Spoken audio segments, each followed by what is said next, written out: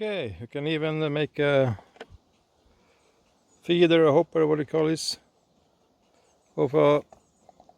This is part of pet bottle, upper part.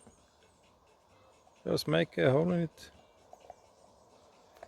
What do you call it for? One hole.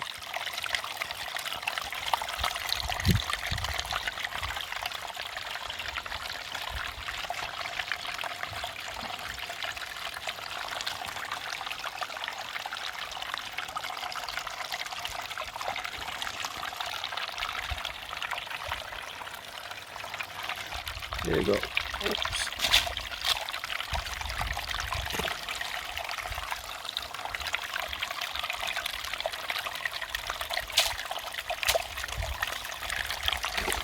Ah, it works very fine.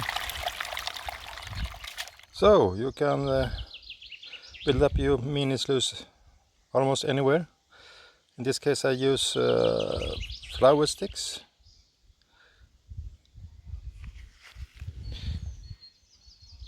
You can be very creative with the construction.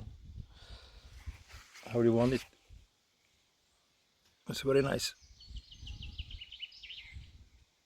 And everything fits in the same box. Oh, it starts raining. Let's close it.